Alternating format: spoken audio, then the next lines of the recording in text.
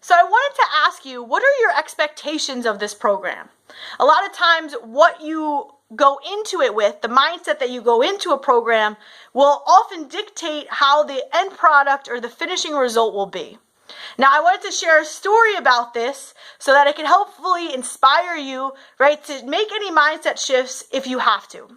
So the story starts like this. There's this guy, John, and he's working at the railroad. This is just when the railroad became the biggest thing to hit the U.S., and he's laying down the railroad right from one end of the country to the other. And every day he wakes up early, he brings out his hammer, and he bangs steel every day along with this crew, and from sun up to sundown.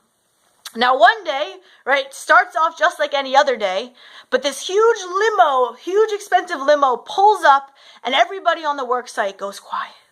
Because they know exactly who it is. They know it's the guy who owns the whole entire railroad. The guy who is paying them to be there. And they're scared because they think that someone's about to get in trouble. But they all are very shocked when the window rolls down and he yells out, he goes, "Hey John! Hey John!"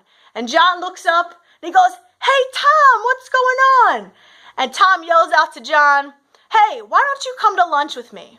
And so John lays down his hammer, right, he wipes the sweat off his brow, he walks over to the expensive limo, in his dirty work clothes, gets in and shuts the door, and they speed off.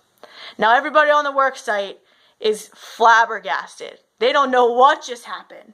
And a couple hours pass, the limo comes back, John gets out of the limo, he goes back to his hammer, picks it up, starts doing exactly what he was doing, right back to work without even saying a word to anybody. And eventually they get curious enough, and a guy asks him, "Yo, how do you know Tom? How do you know the guy who owns the whole entire railroad?" And John started laughing. He said, "Yo, Tom's my really good friend. You see, 27 years ago, we both started on the same day working on this exact railroad." And everybody was amazed.